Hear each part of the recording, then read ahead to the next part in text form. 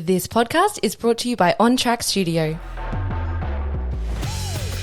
If you're feeling burnt out by your content creation, or you're at a stagnancy state where you're just not creating at all because you're either overwhelmed, not sure where to start, or maybe you've had some time off social media for whatever reason, and it's really feeling quite heavy to get started, then you're going to get a lot out of this episode. It's really a complete strategy for you to start creating content that not only increases visibility on your brand and your offering, but also is a sustainable process. It's a sustainable workflow. It's not going to take you 15, 20 hours each week in order to grow your brand. It's actually going to minimize the time spent and allow you to focus on the high leverage points that you need in order to get clients without burning you out. So enjoy. Would really love if you can give me a 5-star review if you're listening to this on Spotify, and give me a comment on YouTube if you are tuning in there, because I'd love to just see what's resonating with you guys. All right, enjoy. I just got off a strategy session with a client, and I wanted to jump behind the mic and convey everything that I said to her to all of you guys, because I believe the themes in which we were talking about are so common within business and marketing in this day and age. And I really feel like having you in the room with me speaking about these topics are going to allow you in your business to really, I guess, open up different perspectives, or allow some of this strategic advice to apply to your business and cause less friction between you and your marketing. So I'll set the scene with what's going on for her, and then I'll, share all the things that we talked about. Obviously, I will try to generalize the advice for you, so it's not going to be as specific as I went through with her, but there are some really insightful top-line things that were mentioned that I was just like, you know what, get behind the mic and just share this stuff, because there's this small things that make a huge difference in your marketing in this day and age. So for her, she's just actually started a coaching business. So about, I think she said 3 months ago, she went hard into, I guess, bringing this into a priority for her. She's still working full-time, but her intention is to ultimately leave her full-time job and, have a thriving coaching business. The work she does with people is very deep work, and she started off the call by confiding in me that she had actually previously, in 2018 to 2020, had a really successful business where it was completely run through, all her marketing was run through Instagram, and she had a system that she was making heaps of money from. So I, sort of said to her to start off, like, if you have that blueprint, you have previously created a very profitable business through the use of social media, through the use of marketing.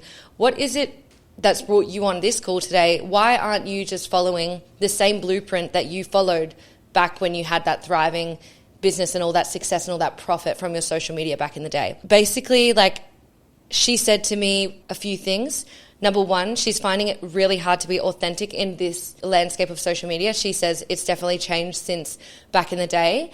And I'm going to dig a little deeper on that in a moment, but I'll give you the top line sort of synopsis of what she's going through. She also said that she is super aware of what's required in order to reach her ideal audiences. By that, she means, grabbing people's attention within the first 3 seconds of a post or a reel. She understands that's the currency of the platform. She mentioned that she resonated with something that I spoke about in my book. I believe I made a video on it before as well, how it's sort of become aware to her that this machine that we're all using for business is more so a billionaire's product than it is a direct resource for our sake. Basically, if we were just to surmise that, she's saying it's hard for her to be authentic right now.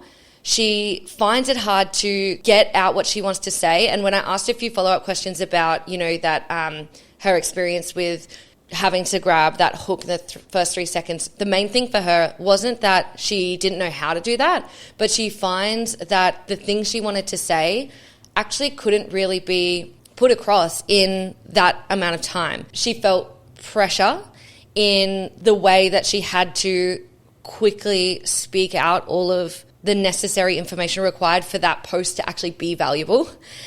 And then what she found is that even from doing it that way, from kind of conforming to the way in which we were all taught to show up online, she then discovered that the posts weren't actually performing well. She had a following of 1,500 people, but she said these posts were only sort of receiving 10 likes at best. Yeah, so that's the situation she was in. You've got the context. Maybe there's parts of this story that you can relate to and therefore kind of grasp what I'm going to say next. Because basically what we figured out is after a few more fleshing out of her particular issues, it became really clear that her issue with the old way that she used to do, she was able to be successful by way of the business taking off. She said she was so burnt out that it kind of took away from her personal life.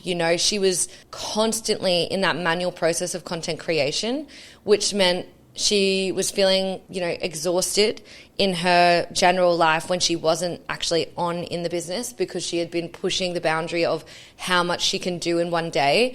And a huge part of that was actually the content creation.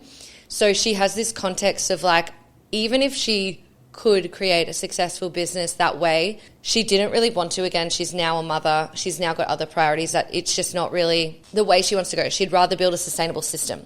So if you're someone who wants to also build a more sustainable system, this could be an approach that would work for you. Now, what we walked through is, first of all, we spoke through what it is that her mission is in her business. There's service delivery, and then there's why you're doing it. And we were able to flesh out the real why behind her business. And I'm not going to go into that because it's not particularly relevant for you. But through that, we then identified her number one, problem that she wanted to solve for her clients and who that client was. Now, I'm not super huge in the whole target audience exercises anymore, because I find them to be quite a big distraction from the more important tasks that you could be doing as a founder and, within your marketing. My thought process is, and for this particular client that I was speaking to, she's worked with a handful of people that she knows is her target audience. She has this idea of what it is that she does, and she has seen the transformation within those clients. If you're in a position where you have actually been working in your practice or whatever it is that you do enough to know that who the person is you help, I recommend just, instead of going to do all this target audience analysis, just think of that one person. Think about the number one question they would ask you in terms of in the paid container. For the purpose of this example, I'll give you an example of what her experience is. She is a mother, and she helps women integrate back into the workforce after having time off, after having babies. So that's her big offering, and the coaching within that she offers within her clients is all around that. Now, she has a standard method that she uses with every single woman, and it changes, of course, to everyone's needs, but she has a standard process that she takes everyone through in order for her to diagnose where to go first. Even asking a real question can be a lot more helpful instead of doing exercises of what might they be considering. Actually look at your client base and the past calls that you've had or sessions you've had with your clients, and what was their number one question? What was their number one problem? And what education do they need in order to understand how to get out of that problem? So if just say this particular client, a number one problem for the women that she would face is this sense of imposter syndrome, right? People tend to know they've got imposter syndrome, but what our opportunity is for the person who's actually going to get them from feeling imposter syndrome to dissolving that and getting back to work and feeling confident in that space for this client, for example, is actually more so about your perspective on imposter syndrome generally. So what do you think is actually underlying from your experience of working with these women? Why do you think this is occurring? And then start that education process for your ideal client to start to see seen in their scenario. And then in order for them to kind of understand and build that trust with you to be someone they will ultimately invest in, they need to understand that you've either been through that yourself or you've facilitated women in their position going through that before. So if we really break down what it is that is required before someone goes to buy, this is what they need to see. And then they need to have a little bit of evidence that your process works. And then they need to have a little bit of confidence that it will work for them. So what you can do in your content, first, bring the theme of the topic that you want to talk about. For this client, it was imposter syndrome as one of the first topics that she would talk about within her content. Then I want you to ignore the fact that you're going to be creating carousels, reels, the actual mechanism that you're going to be conveying this message, and go, all right, what is my belief, perspective on this topic? So for her, she just went, imposter syndrome comes from blah, blah, blah, blah, blah, putting it all out on paper or word vomiting it all to me, and understanding the themes that are coming up for what she actually believes imposter syndrome. I urge people not to, in this process, when you're doing this for your own business, not to rely on definitions like, the Oxford Dictionary or Urban Dictionary or wherever there is, someone else's definition of this thing. Because as I've said in previous videos, the important thing to do in your content when it comes to business is not to give information, but to actually share your wisdom. And your wisdom is your experience and your take on that. And it's obviously informed by definitions you've once consumed, but you've got to have faith in your audience that they also, they've got Google at the tip of their fingers. So you don't want to be academic in your approach when you are talking about this, but more so, what is your take on that? And then from there to actually go into write down dot point stories that could come up for you in sharing this. So a classic example, and this is a really simplified example because my intention is that you will listen to this and be able to, implement it for you. So I don't want to overcomplicate things for the sake of it. So it really can be this simple. When have you felt X? For her, it was imposter syndrome. When have you seen someone else feel this and actually share that? So like, I remember when I was a child and my mum went back to work, and I remember witnessing in her the anxiety and the fights that then would happen between her and my father. This is just an example. Literally, that story is something that's going to allow you to speak on the topic from a unique lens that is not going to be lost in the sea of saturated content. So list out all those stories, and then I want you to think about if you were talking to, if you're a male, your friend, your younger brother, if you're a female, your sister, or a friend of yours who might be facing this, and ask yourself, what would be the thing I'd get them to do today about this? What would be the thing that, it's not going to completely dissolve imposter syndrome like that, but what's like, a tool that they could use to just get out of that small amount of pain today?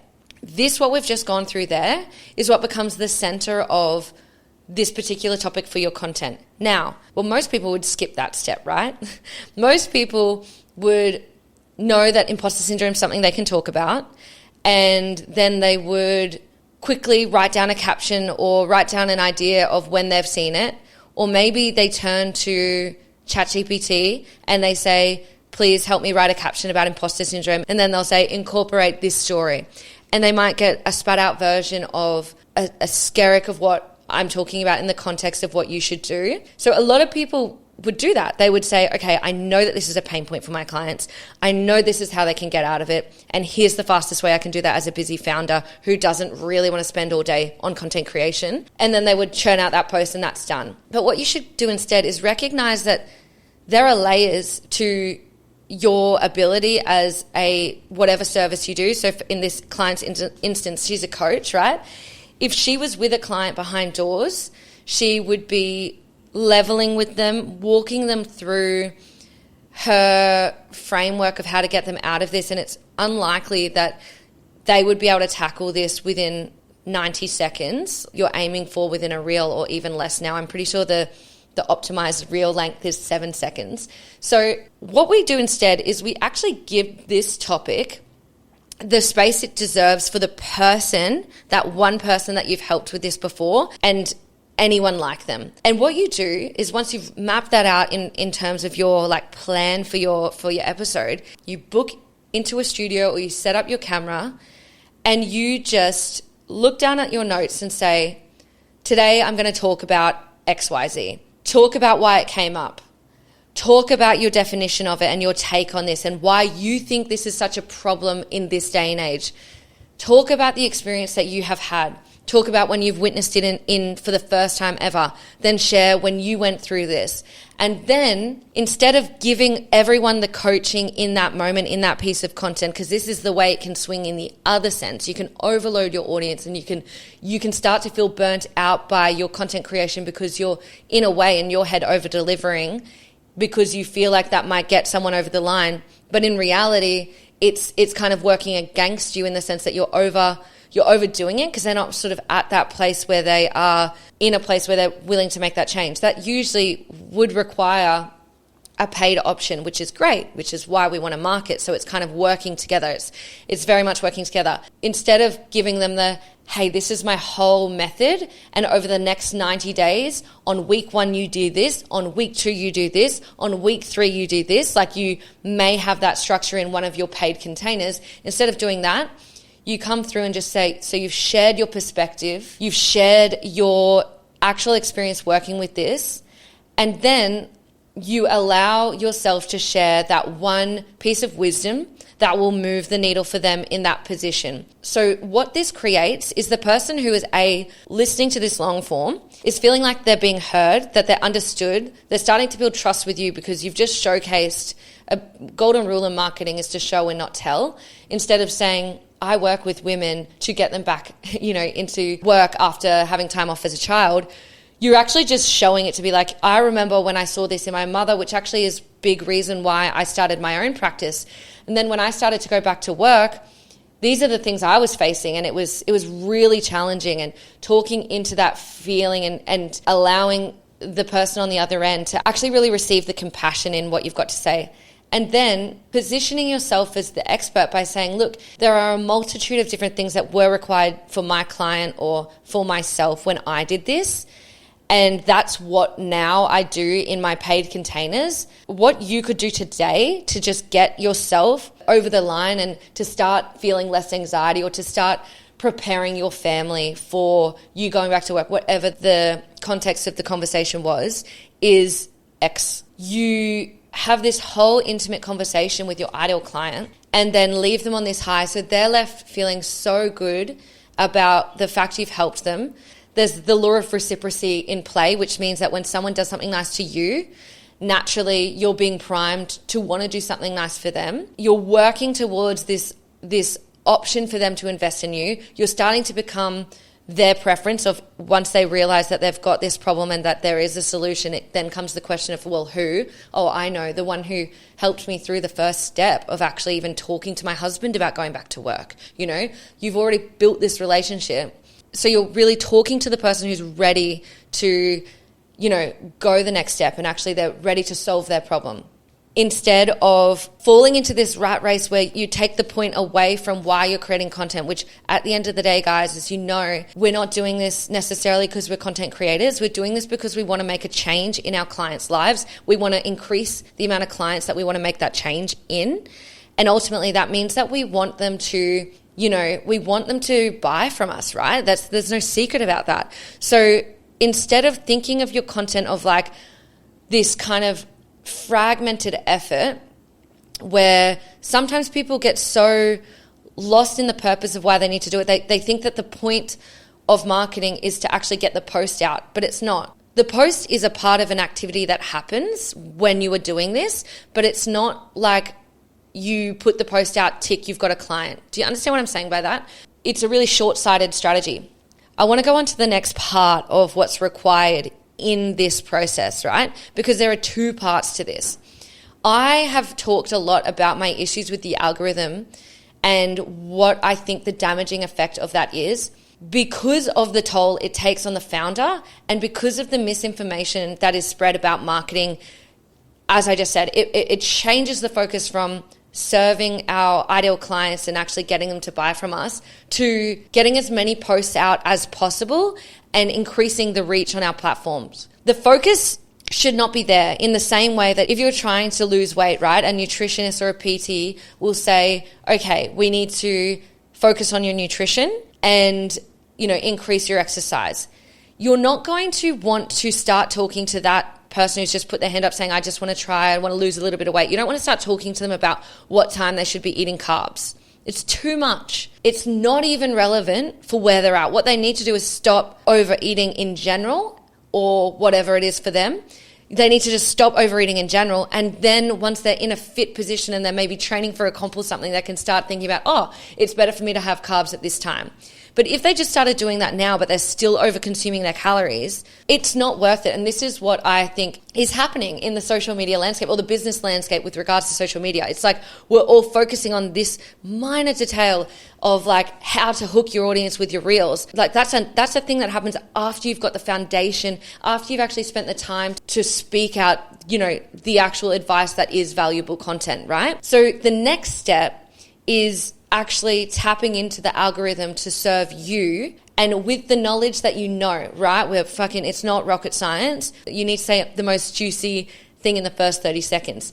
Instead of sitting down recording one reel that's scripted out and designed, to hook someone in, which ultimately makes you sound like not yourself, and ultimately makes you sound like every other reel that's out there, and ultimately leads to people scrolling past you anyway. But it's well intended, right?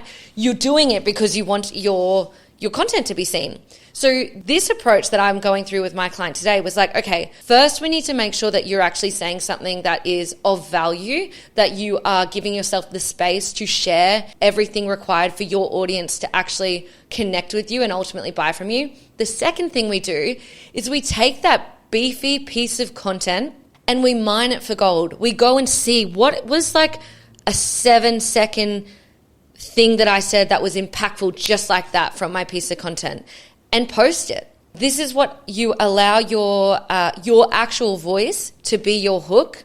I had this like with a client, with a guest on my podcast, and we sat down and I had no intention of how the episode was going to go, but we ended up talking a lot about business philosophy and all this stuff. I could not have premeditated the conversation, or I could not have scripted out how powerful it was that he said what he said when I asked him this question, because I didn't know his perspective on it before the conversation. But what we didn't edit was we took his 3 seconds of what he said that was like actually a mic drop moment in real life. Like I was sitting here with him and it was like, I was stopped. I was like, wow, I've never heard anyone say something like that. And we put it at the start of the reel. It was the highest performing post that I'd had at that time in almost, it must have been 12 months. Like I hadn't had that kind of reach. I hadn't had that kind of engagement. I reflect on that and I'm like, the reason why that is because it was actually, the energy of it was his unique wisdom, his unique perspective. And I was able to see that in edit, grab it, be like, I know people that never have heard that before. That's what a hook is. It's not like here's 3 tips, that we've all been taught to believe. It doesn't work anymore. It really isn't a successful approach because of the fact that everyone's doing it. It's just not effective. Whereas when you allow yourself to speak and you listen to it back, or you have your editing team listen to it back, you don't even know what's going to be the thing that was like chills. When we have our clients, like our editors are like, whoa, and our clients get their content back and they were like, wow, I didn't even dream of that being like a snippet to take away, but it was. And this is how you want to be thinking about your short form content from the lens of, what is it that I want to say? What's something different that, people in my industry aren't saying? And let that inform your hook, as opposed to the more conventional approach, which we've all been taught, that ultimately, like, it may work, and it has worked. You guys have probably done it before, and you might be like, oh, I actually, 10x my reach on that post. But it's a short-sighted strategy that doesn't necessarily allow you to get that person to buy from you. And once you do this over time, right, like this is just one topic. And I know in each of our businesses, there are multiple micro topics within what we do that could ultimately be at the least a 30-minute piece of content if we really took the time to speak what we mean, tell the stories, give examples, instill some wisdom. Like, it's not necessarily that hard for us to speak on these topics because most of us are mission driven. Most of us are in an industry which require us to talk on these topics for a living. So it's not like it's hard for us. So it's important that we lean into our strengths and allow ourselves to speak, and without the pressure of, you know, it being a live stream, then have that algorithm in the forefront of our minds afterwards. So you're not diluting your message and you're actually saying things that are unique and not, you know, something that someone else in your industry has also written a post about. You're not going to stand out in that way. And you guys have heard me like talk about the amount of time that is required for our ideal clients to get them from A to B, B being buying from us, is up there. Like it's increasing more and more as our attention spans get smaller and smaller. So why not have that option for the person who sees the reel that hooks them in, and then they can go to your bio, see that you've got some long form content, spend an hour up to 10 hours with you while they're working through this issue on their end, becoming so super aware that there is a solution to their problem that you can help them with. Then that's when we start to see sales calls stop looking like sales calls and more so looking like onboarding calls, you know, like they come to the call ready to be like, hey, I'm ready to, like, you know, go back to work as a mum. And for like the sake of this example, what are your options for me? How can I work with you to get to that result? And that's truly what it becomes. So I hope that was helpful for you guys, just to maybe start framing your content creation process a little differently to allow yourself to get ahead of everyone else in your industry. Because I promise you, I can see the stats of how many like people actually have a long form element to their marketing. It's so like they're so minimal compared to I don't know the stats off the top of my head, but think about all the business accounts on Instagram, right? Pretty much if you have a business, you have an Instagram account. Barely anyone has this longer form option for their clients to indulge in them, in their world. So even by just doing that, you're going to be ahead of the rest of your industry most likely. And then once you start doing it, once you build that foundation, it allows you to just actually build a sustainable content system for you that isn't so manually demanding. I think about this client I was just on the phone to. Like she was spending 15 hours a week on content creation, mind you, not actually yet attracting any clients. And you think about the time that it would take you to, sure, maybe at most you sit there for a couple of hours to actually think about the stories and think about, you know, the message you want to say, and meditate on it or pray on it or like, you know, journal and just like sit with yourself.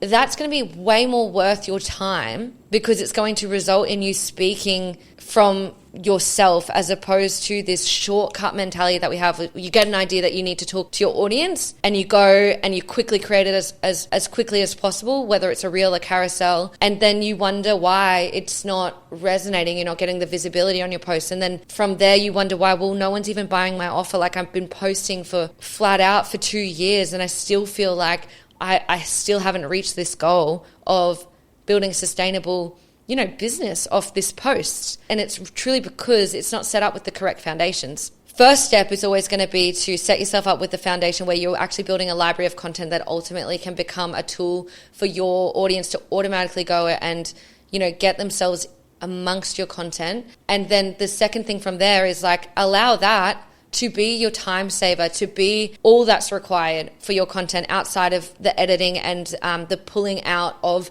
that content. That one piece of content can truly be worth a month's worth of content if you are pouring enough wisdom, pouring enough stories, pouring enough, you know, content into that one piece of content. It's going to do you a whole lot more than scrambling around and buying into this, you know, short form trap is what I really see it as. If it worked, I would totally shut my mouth, but it's damaging because it doesn't, like you might get the odd coach, following this process and seeing the numbers move.